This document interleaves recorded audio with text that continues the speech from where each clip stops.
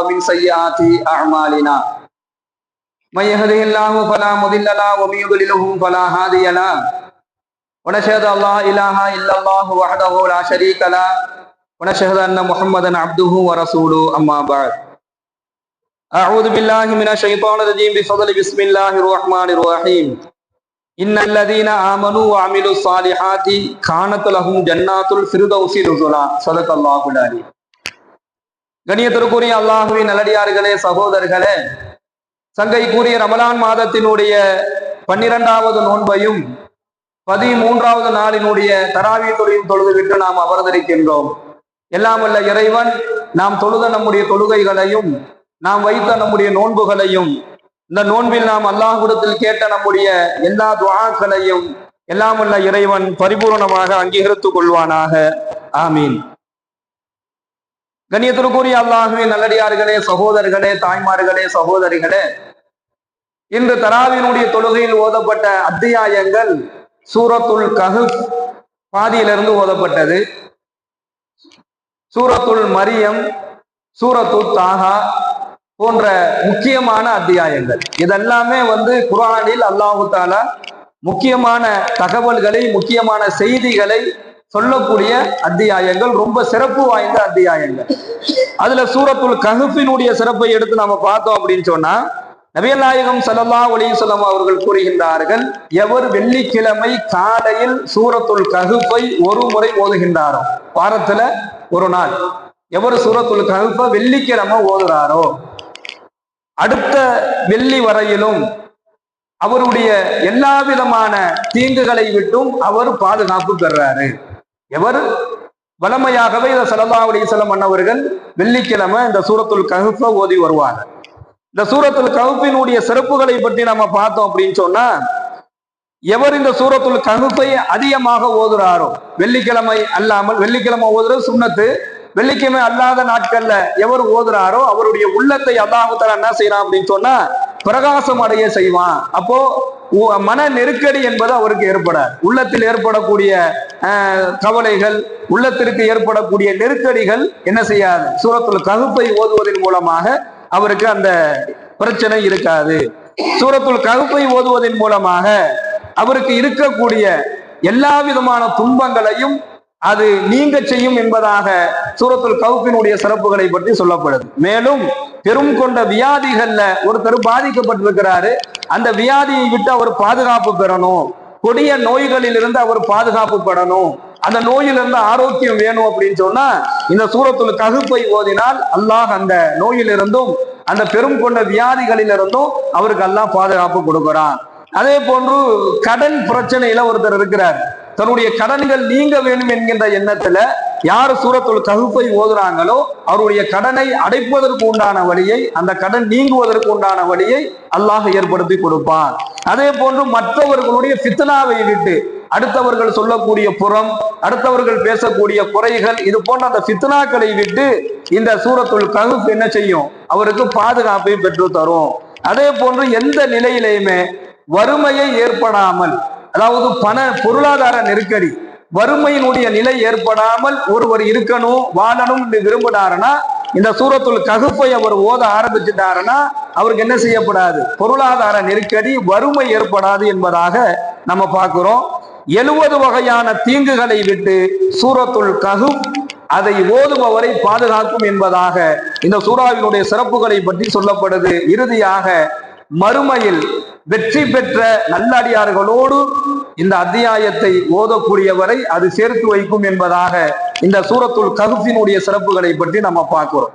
அருமையான சகோதரர்களே, இந்த தராவினுடைய தொழுகையில் ஓதப்பட்ட ஒரு வசனம், அல்லாஹ் சொல்றான், இன்னல்லதீன ஆமனு வ அமிலு ஸாலிஹாத்தி, எவர் ஒருவர் என் மீது ஈமான் கொண்ட நிலையில, எவர் ஒருவர் என் மீது முழுமையான ஈமான் கொண்ட நம்பிக்கை கொண்ட நிலையில சாலிகான நல்ல செயல்களை செய்கிறார்களோ, அது எந்த செயல்னா அல்லாஹ் சொல்லல, அதுக்கு ஒரு அளவு கூட அல்லாஹ் வைக்கல, இதுதான் நல்ல செயல், இது இவ்வளவு பெருசா செய்யணும், இவ்வளவு பிரம்மாண்டமா செய்யணும், இவ்வளவு கஷ்டப்பட்டு செய்யணும், எனக்காக வேண்டி உங்களை வருத்திக்கிட்டு செய்யணும், எனக்காக வேண்டி நீங்க சிரமப்பட்டு செய்யணும்னு அல்லாஹ் சொல்லல. இன்னல்லதீன ஆமனு வ அமிலு ஸாலிஹாத்தி, நல்ல செயல்களை என் மீது ஈமான் கொண்ட நிலையில எவர் செய்கிறாரோ, அந்த நல்ல செயல் எவ்வளவு குறைவானதாக இருந்தாலும் சரி, ஒரு சின்ன ஒரு காரியம், ஆனா அது நல்லது, அதை நான் அல்லாஹ்வுக்காண்டி செய்யறேன்னு ஒருத்தர் செய்யறார். அதனாலதான் ஸல்லல்லாஹு அலைஹி வஸல்லம் அவங்க சொல்றாங்க, ஒரு துண்டு பேரித்தம்பழத்தினுடைய ஒரு கால் பகுதியை கொடுத்தாவது என்ன செய்யுங்க, உங்களுடைய நல்ல செயல்களை செய்து நீங்க அல்லாஹ்விடத்துல நரகத்துல இருந்து பாதுகாப்பு தேடிக்கீங்கன்னு சொல்றாங்க.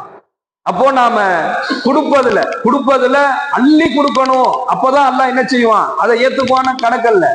தன்னால் முடிந்ததுல அது கூட போதும். ஒரு பேரித்தம்பழத்தை துண்டையாவது நீங்க அல்லாஹ்விற்காக வேண்டி நீங்க செலவு செய்யுங்க, கொடுத்து அல்லாஹ்ட்ட நீங்க நரகத்துல இருந்து பாதுகாப்பு தேடுங்கன்னு சொல்றாங்க. அப்போ நல்ல செயல்கள் என்பதை அல்லாஹ் அளவுகோல்லாம் வைக்கல. இன்னல்லதீன ஆமனு வஅமிலு ஸாலிஹாத்தி, அவன் மேல ஈமான் கொண்ட நிலையில செய்யக்கூடிய நல்ல செயல், எந்த செயலை செஞ்சாலும் அதுல நான் இதை அல்லாஹ்வுக்காண்டி செய்யறங்கக்கூடிய உறுதியத்தான் அல்லாஹ் பார்க்கறான், வேற எதையும் அல்லாஹ் பார்க்கல. இன்னைக்கு நம்ம சகருக்கு சாப்பாடு ஆக்கி போடுவோம். நிறைய இடங்கள்ல நிறைய பள்ளிவாசல்ல நடக்குது. சகருக்கு சாப்பாடு வாங்கி போடுவார், இஃப்தாருக்கு பணம் கொடுப்பார், நோம்பு கஞ்சிக்கு பணம் கொடுப்பார். இந்த ரமலானுடைய காலங்கள்ல இதெல்லாம் செய்யக்கூடிய செயல். இதுல சகருடைய சாப்பாடுக்கு ஒருத்தர் 5000 ரூபாய் கொடுக்கிறாரோ, 10000 ரூபாய் கொடுக்கிறாரோ, லட்சம் ரூபாய் கொடுக்கிறாரோ, அல்லது அவர் நாள முடிஞ்ச ஒரு 100 ரூபாய் கொடுக்கிறாரோ, இதெல்லாம் எல்லாம் பார்க்கவே மாட்டான். நீ 100 ரூபாய் தான் கொடுத்த, நீ ஓரமா போ. 10000 ரூபாய் கொடுத்தாலும் இங்க வா, 1 லட்சம் ரூபாய் கொடுத்தாலும் இங்க வா, அப்படிலாம் அந்த கேட்டகரிலாம் எல்லாம் பார்க்க மாட்டான். அதே போன்றுதான் இஃப்தாருக்கும், அதே போன்றுதான் சகருக்குமே. அல்லாஹ் எதை பார்ப்பானா, 1 லட்சம் ரூபாய் கொடுத்தவன், 1 லட்சம் ரூபாய் கொடுத்தவனுடைய உள்ளத்தை தான் அல்லாஹ் பார்க்கிறான். அவர் பெருமைக்காக வேண்டி அது செலவிட செய்யப்பட்டிருந்தால் ஒரு மண்ணு கூட அல்லாட்ட அவருக்கு அதனுடைய பிரயோஜனம் கிடைக்காது. அதே ஒரு 100 ரூபாய் ஒருத்தர் கொடுக்குறார், ஒரு ஏழ்மையானவர் அவர் என்ன செய்யறாரு, தன்னுடைய வருமானத்துல இருந்து ஒரு 100 ரூபாய் கொடுக்குறார், இந்தாங்க என்னால முடிஞ்சது இதுதான் அப்படின்னு சொல்லி கொடுக்குறாரு அப்படின்னு சொன்னா அவருடைய உள்ளத்தை அல்லாஹ் பார்க்கிறான். அவர் உண்மையாகவே அல்லாஹ்விற்காக வேண்டி அந்த சொற்ப தொகையை கொடுத்திருந்தால் அது அல்லாஹ்விடத்துல அங்கீகரிக்கப்பட்டு அவருக்கு பெரும் கொண்ட நன்மையை அது பெற்று தரும்.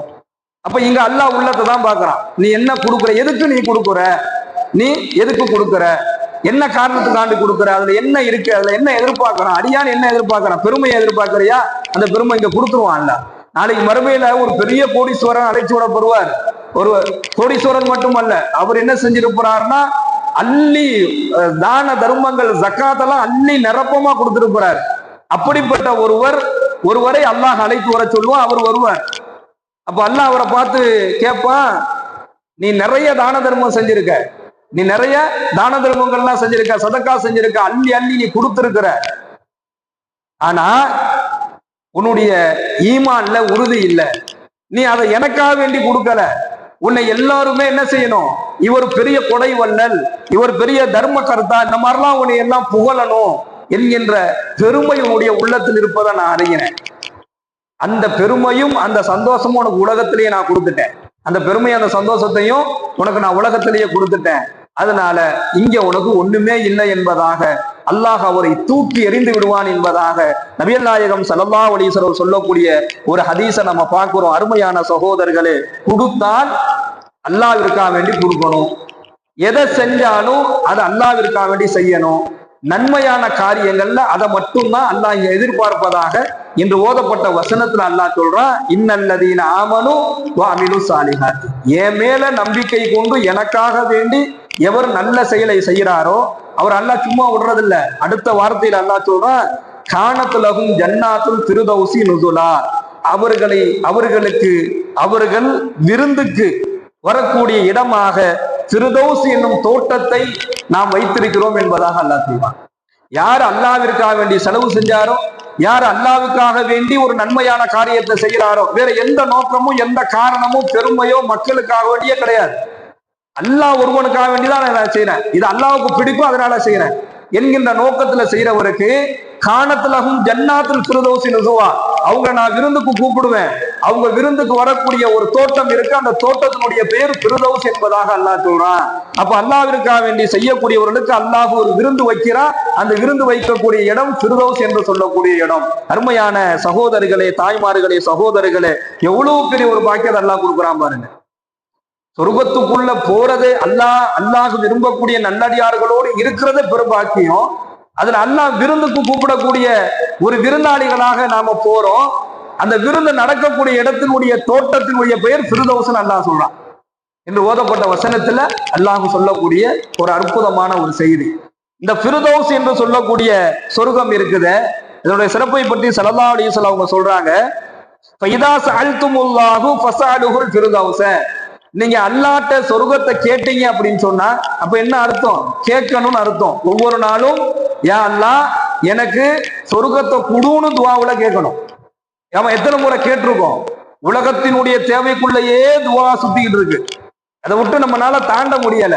ஒன்னும் பொருளாதாரம், வியாபாரம், கடை, இதுக்குள்ளேயே தான் ஆண்களுடைய துவா. பெண்களுடைய துவா இதுக்குள்ளேயே போகுது, தன்னுடைய குடும்பத்துக்குள்ளேயே தான் போய்கிட்டு இருக்கு. இதை விட்டு தாண்டினாதான் அந்த துவா அல்லாஹ்விடத்துல அங்கீகரிக்கப்படும். அல்லாஹ் சொல்லி கொடுக்கக்கூடிய துவாவிலேயே முதல்ல உலகத்துக்கும் அடுத்து மறுமையும் அல்லாஹ் சொல்லி தரான். எப்ப கேட்டாலுமே உலக வாழ்க்கைக்கு கேட்பதை போன்றும் மறுமை வாழ்க்கைக்கும் கேட்கணும். அப்ப ஸல்லல்லாஹு அலைஹி வஸல்லம் அவங்க சொல்றாங்க, ஃபைதா சஅல்துமுல்லாஹ, நீங்க அல்லாஹ்ட்ட கேளுங்க, ஃபஸஅலுஹுல் ஃபிர்தௌஸ, ஃபிர்தௌஸ கேளுங்க. ஃபிர்தௌஸ்னா என்னங்க? அது ஒரு சொர்க்கத்தினுடைய பெயர். ஜன்னத்துல் ஃபிர்தௌஸ் என்று சொல்லக்கூடிய சொர்க்கத்தினுடைய பெயர். அந்த சொர்க்கத்தை நீங்க அல்லாஹ்ட்ட கேளுங்க, வேற எதுவும் கேட்காதீங்க. யா அல்லாஹ் எனக்கு சொர்க்கத்தை கொடு, சொர்க்கத்திலேயே ஜன்னத்துல் ஃபிர்தௌஸ் என்று சொல்லக்கூடிய சொர்க்கத்தை எனக்கு குடுன்னு சொல்லி நீங்க கேளுங்க. ஏன் அப்படின்னு சொன்னா அல்லாஹ்விடத்துல ஃபிர்தௌஸ் என்று சொல்லக்கூடிய அந்த உயர்ந்த சொர்க்கத்தை நீங்க கேளுங்க. அதுதான் சொர்க்கத்தினுடைய ஆக உயர்ந்த சொர்க்கம். உயர்ந்த இடத்துல அதுதான் இருக்கும். சொர்க்கத்திலேயே ஆக உயர்ந்த சொர்க்கம் உயர்ந்த இடத்துல அதுதான் இருக்கும். எனவே நீங்க அதை அல்லாஹ்ட்ட கேளுங்க. மேலும் அந்த ஃபிர்தௌஸ் என்று சொல்லக்கூடிய சொர்க்கத்துலதான் அல்லாஹ்வுடைய அரிஷே இருக்குது என்பதாக ஸல்லல்லாஹு அலைஹி வஸல்லம் சொல்றாங்க. அல்லாஹ்வுடைய அரிசி இருக்கக்கூடிய இடமே அந்த ஜன்னத்துல் ஃபிர்தௌஸ் என்று சொல்லக்கூடிய சொர்க்கத்துலதான். மேலும் அந்த சொர்க்கத்துல இருந்துதான், அந்த ஜன்னத்துல் ஃபிர்தௌஸ் என்று சொல்லக்கூடிய சொர்க்கத்துல இருந்துதான் மற்ற சொர்க்கத்திற்கு உண்டான ஆறுகளை அல்லாஹ் அனுப்பி வைக்கிறான். ஆறுகளை அங்கிருந்துதான் ஓடுது.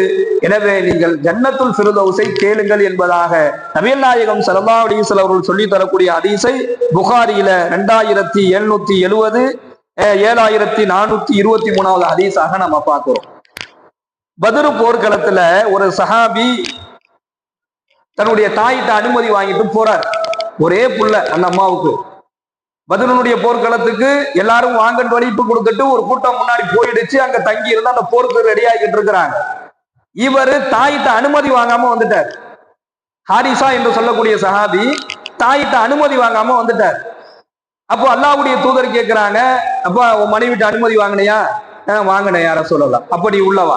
நீ உங்க வீட்டுல அனுமதி வாங்கினியா? உள்ளவா? நீ உங்க அம்மாட்ட அனுமதி வாங்கினியா?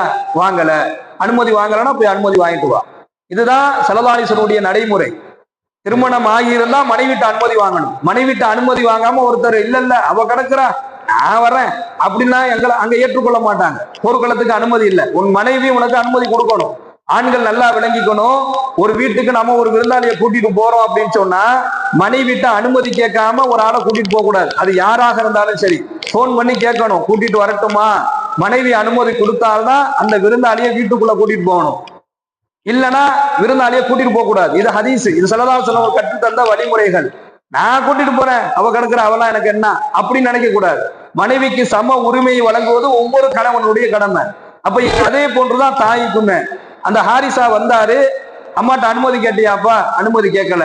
நீயே உங்க அம்மாவுக்கு ஒரு புள்ள, நீயும் வந்துட்டனா அனுமதி வாங்கிட்டு வாப்போ. உங்க அம்மா அனுமதி கொடுத்தாங்கன்னா நீ வா அப்படின்னு சொல்லி போர்க்களத்துக்கு அந்த ஹாரிசா ரலியல்லாஹு தஆலா இந்த சஹாபியை கூட்டிட்டு போவாம விட்டுட்டு போயிடுறாங்க. ஹாரிசா வேகமா ஓடி போய் அவங்க அம்மாட்ட கேட்கிறாரு, அம்மா எனக்கு அனுமதி கொடுங்க, அனுமதி கொடுங்கன்னு கேட்கிறாரு. அந்த அம்மா அனுமதி கொடுக்கறதுக்கு சில கால தாமதங்கள் ஆயிடுச்சு. ஒரு சில நாட்கள் தாமதம் ஆயிடுச்சு. அப்புறம் அனுமதி கொடுத்துட்டாங்க. இங்க போர் நடந்துகிட்டு இருக்கக்கூடிய நேரம் வரைக்கும் அவருக்கு அனுமதி கிடைக்கல. அப்புறம் அனுமதி கிடைச்சு போயிடுறாரு. ஆனா இப்ப என்ன நிலைமை அப்படின்னு சொன்னா, இவர்னால அந்த போர்க்களத்துக்குள்ள போய் கலந்து கொள்ள முடியல. அந்த போர்க்களத்துக்குள்ள போக முடியல. போற வழியிலேயே எதிரிகளால் தாக்கப்பட்டு இவர் ஷஹீதா ஆயிடுறார். எதிரிகளால் தாக்கப்பட்டு இவர் மரணிச்சிடுறாரு. இந்த செய்தி அல்லாஹ்வுடைய தூதருக்கு கிடைக்குது. அவர் பத்ருனுடைய போர்க்களத்துல கலந்து கொள்ளாமல் இருந்தாலும் அவர் அந்த போரை நோக்கி அவர் வந்துட்ட காரணத்தினால அவரும் என்ன செய்யறாரு, பத்ர் சஹாபாக்களுடைய இடத்துல அந்த ஷஹீதுகளுடைய வரிசையில அவரும் இடம் பெறுவார் அப்படின்னு சொல்லிட்டு ஊருக்கு வந்துடுறாங்க. அந்த அம்மா தன்னுடைய மகனை கேட்டு அல்லாஹ்வுடைய தூதரத்துல வர்றாங்க. அல்லாஹ்வுடைய தூதரே, என் புள்ள வந்தானே, என்ன ஆச்சுன்னு சொல்லி. பெருமானார் ஸல்லல்லாஹு அலைஹி வஸல்லம் அன்னவர்கள் அந்த தாயிடத்துல சொன்னாங்க, அம்மா உன்னுடைய மகன் ஜன்னத்துல் ஃபிர்தௌஸை அடைந்து விட்டான் என்பதாக சொன்னார். அருமையான சகோதரர்களே, அந்த தாய் அப்படியே ஆனந்தத்துல அழுதாங்க, கோபத்துல அழுவல. என் பிள்ளைய கூட்டிட்டு போய் இப்படி பண்ணிட்டீங்களேன்னு சொல்லி அழுகல. என் பிள்ளைய கூட்டிட்டு போய் இப்படி பண்ணிட்டீங்களேன்னு அழுகல. இன்னைக்கு இந்த தப்லீக் ஜமாத்துக்கு பிள்ளைகளை கூப்பிடுறதுக்கு வீட்டுக்கு வந்தாங்கன்னா விரட்டி அடிக்கிறத பாக்குறோம். என்னமோ பிள்ளைய கொண்டு போய் அவங்க வித்துடுற மாதிரியும் இல்ல பிள்ளைய கொண்டு போய் அவங்க கெடுத்துடுற மாதிரியும் ஜமாத்துக்கு அனுப்புறதுக்கு நம்மளால முடியல. ஒரு 3 நாள் ஒரு 10 நாள் ஜமாத்துக்கு அந்த பிள்ளைய ஒழுங்குபடுத்துறதுக்கு தான் அவங்க கூப்பிடுவாங்க. அதுக்கு அனுப்புறதுக்கு என்ன செய்ய முடியல, நம்ம வீட்டு பெண்களுக்கு முடியல. பள்ளிவாசல்ல போய் வாங்க இங்க சொல்லிட்டா நீலாம் ஏன்டா அந்த வேலையை பாக்குறன்னு சொல்லி திட்டுறாங்க, ஆண்களை திட்டுறாங்க. நீ ஏன்னா பள்ளிவாசல்ல போய் வாங்க சொல்ற வேலை நீ ஏன் பாக்குற? பெண்கள்கிட்ட இருக்கக்கூடிய ஒரு ஒரு என்ன செய்யறது, இந்த மாதிரி ஒரு சின்ன சின்ன சின்ன நிலைகள் இருக்குது. அல்லாஹ்வுடைய தூதர் போர்க்களத்துக்கு தன்னுடைய தாயிடத்துல அனுமதி வாங்கி போய் போர்க்களத்துல அவர் இறந்து போயிட்டாரு, ஷஹீத் ஆயிட்டாரு. வந்து கேட்கிறாங்க, உன் புள்ள இறந்துட்டான்னு அவங்க சொல்லல. அல்லாஹ்வுடைய தூதர் சொன்னது என்னன்னா, ஜன்னத்துல் ஃபிர்தௌஸை அடைந்து விட்டாரம்மா. அந்த ஒண்ணு சந்தோஷத்தோடு அந்த அம்மா திரும்பினாங்கன்னு நம்ம வரலாறுல பார்க்கிறோம். அருமையான சகோதரர்களே, அந்த பத்ரு சஹாபாக்களுக்கு அல்லாஹ் வழங்கக்கூடிய ஜன்னத்துல் ஃபிர்தௌஸ் என்று சொல்லக்கூடிய சொர்க்கத்தை எவர் அல்லாஹ்விற்காக வேண்டி ஒரு சின்ன நல்ல காரியத்தை செய்யறாரோ, நல்ல அமல்களை செய்யறாரோ, அவருக்கு அல்லாஹ் வழங்குவான் என்பதாக நம்ம ஹதீஸ்ல பார்க்கிறோம். இன்னும் ஜன்னத்துல் ஃபிர்தௌஸுடைய சொர்க்கம் யாருக்கெல்லாம் கிடைக்கும்னா, தொழுகையில் இறையச்சத்தோடு இருந்தவர், வீணான பேச்சுகளை தவிர்த்து இருப்பவர். தாய்மார்கள் நல்லா கவனிச்சுக்கணும். 4 பேர் சேர்ந்துட்டோம்னா அப்படியே பேசிட்டு இருக்க கூடாது. வீணான பேச்சுகளை தவிர்த்து இருப்பது ரொம்ப நல்லது. தேவையில்லாமல் பேசக்கூடாது என்பது இந்த ஹதீஸினுடைய விளக்கம். வீணான பேச்சுகளை தவிர்த்து இருப்பவர், ஜக்காத்தை அதற்கான உரிய நிலையில் கணக்கிட்டு கொடுப்பவர், தன்னுடைய வருமானத்துக்கு தகுந்த கணக்கை போட்டு சரியான முறையில ஜக்காத்தை கொடுக்கிறவர், அமானிதத்தையும் வாக்குறுதியையும் நிறைவேற்றக்கூடியவர். அவர்கிட்ட ஒரு அமானிதமான ஒரு பொருள் ஒப்படைச்சா அதை சரியா நிறைவேற்றிடுவாரு. ஒரு வாக்குறுதியை ஒருத்தர்கிட்ட கொடுத்தாருன்னா அதை கரெக்டா நிறைவேற்றிடுவார். இவங்களுக்கு தான் ஃபிர்தௌஸ் என்று சொல்லக்கூடிய சொர்க்கத்தில் இடம் கிடைக்கும் என்பதாக நபிகள் நாயகம் ஸல்லல்லாஹு அலைஹி வஸல்லம் சொல்றாங்க. அருமையான சகோதரர்களே, தாய்மார்களே, இதெல்லாம் தாண்டி பல மணி நேரம் உட்கார்ந்து ஒரு திக்ரை செய்யக்கூடிய நன்மையை இந்த துவா பெற்றுத்தரும் என்பதாக ஒரு சின்ன துவாவை ஸல்லல்லாஹு அலைஹி வஸல்லம் சொல்லி தராங்க. அதாவது அன்னை ஜுவைரியா ரலியல்லாஹு அன்ஹா அவர்கள் அவங்க வீட்டுல பெருமானார் நைட்டு தங்கி இருக்கிறாங்க. காலைல கிளம்புறாங்க. கிளம்பும் பொழுது பாத்தீங்கன்னா ஜுவைரியா அம்மா அப்போ பெருமானார் வீட்டை விட்டு கிளம்பும் போது சண்டாவை விரிச்சு திக்ரு செய்யறதுக்கு உட்கார்றாங்க. இதை பார்த்துட்டு அல்லாஹ்வுடைய தூதர் காலையில, இது சுபுவுக்கு பிறகு நடக்குது, பார்த்துட்டு போறாங்க. இவங்க உட்கார்றாங்க. திரும்பி ஒரு முற்பகல் ஒரு 12 மணிக்கு வீட்டுக்கு திரும்பி வர்றாங்க. வந்தா அதே இடத்துல உட்கார்ந்து அன்னை ஜுவைரியா ரலியல்லாஹு தஆலா அன்ஹா அவர்கள் திக்ரு செஞ்சுக்கிட்டு இருக்கிறார். அல்லாஹ்வுடைய தூதர் கேட்கிறாங்க, நான் காலையில போகும்போது உட்கார்ந்து திக்ரு செய்ய ஆரம்பிச்சிய, இப்ப வரைக்கும் நீ திக்ரு தான் செஞ்சுக்கிட்டு இருக்கியான்? பாருங்க அந்த தாய்மார்களுடைய ஈமான பாருங்க. நம்ம வீட்டுல சல்லாவை எடுத்து போட வைக்கிறதுக்கு பெரும்பாடா இருக்கு. நம்ம 5 நிமிஷம் 10 நிமிஷத்துல நம்ம வேலை முடிஞ்சு போயிடும். நம்ம வீட்டு பெண்களுடைய நிலைமை, ஒரு சஹாபி பெண்மணி சுபுவுக்கு பின்னாடி சல்லாவை விரிச்சவங்க 12 மணி வரைக்கும் அதே இடத்துல உட்காந்து திக்ரு செஞ்சு இருக்கிறாங்க. அப்படி நம்ம வீட்டுல இன்னைக்கு நம்ம வீட்டு பெண்கள் உட்காந்தாலும் நம்ம ஆண்கள் நம்ம விடுவோமா? ஏண்டி டீ போடுற வேலை இருக்கு, சமைக்கிற வேலை இருக்கு, இப்படி சல்லாவை பிடிச்சி உட்காந்து நாமளே என்ன செய்வோம்? விட மாட்டோம். அப்படிப்பட்ட 2 சைடுமே இங்க பிரச்சனை நமக்குள்ள நிக்குது. நாயகம் ஸல்லல்லாஹு அலைஹி வஸல்லம், ஆமா யா ரசூலல்லாஹ், இவ்வளவு நேரம் உட்காந்து நான் திக்ரு தான் செஞ்சுக்கிட்டு இருந்தேன் அப்படின்னு சொல்லி அவங்க சொல்றாங்க. அப்ப அல்லாஹ்வுடைய தூதர் சொன்னாங்க, நான் இங்க இருந்து வெளியே போனதுக்கு பின்னாடி ஒரு 4 வாரத்தை சொன்னேன் ஜுவைரியா. அவங்கள்ட்ட சொல்றாங்க, இங்க இருந்து நான் வெளியில போன பின்ன ஒரு 4 வாரத்தை சொன்னேன். அந்த 4 வாரத்தையினுடைய நான் சொன்ன அந்த 4 வாரத்தையும் நீ இவ்வளவு நேரம் செஞ்ச பல திக்கர்கள், இந்த திக்கரையும் ஒன்னா சேர்த்தோம் அப்படின்னு சொன்னா நான் சொன்ன 4 வார்த்தைகள் நன்மையில் முந்திவிடும் என்பதாக ஒரு 4 வார்த்தையை அந்த இடத்துல ஸல்லல்லாஹு அலைஹி வஸல்லம் சொல்லி தராங்க. அதுதான் சுப்ஹானல்லாஹி வ பிஹம்திஹி, சுப்ஹானல்லாஹி வ பிஹம்திஹி அதத கல்கிஹி வ ரிலா நஃப்ஸிஹி வ ஸினத அர்ஷிஹி வ மிதாத கலிமாத்திஹி என்று சொல்லக்கூடிய இந்த திக்ர் பல மணி நேரங்கள் செய்யக்கூடிய பல திக்ருகளுடைய சிறப்பை இதை ஒருத்தரும் ஒரு முறை சொன்னா போதும். 10 முறை சொல்லணும்ல, ஒரே ஒரு தடவை அல்லாஹ்வுக்கு அடியில சொல்றாரு. சுபான் அல்லாஹ் பிஹம்திஹி அதத கல்கிஹி வரிலா நஃப்ஸிஹி வஸினத அர்ஷிஹி வமிதத கலிமாத்திஹி அப்படின்னு இந்த ஒரு துஆவை ஒருவர் ஒரு முறை சொல்லிட்டாருன்னா பல மணி நேரங்கள் செய்த திக்ருடைய நன்மையை இந்த துஆ இந்த திக்ர் ஒரு நொடியில கொடுத்துரும் என்பதாக நபிகள் நாயகம் ஸல்லல்லாஹு அலைஹி வஸல்லம் அவர்கள் சொல்லி தந்தாங்க. இந்த துஆ நிறைய ஹதீஸ் கிதாப்ல இருக்குது.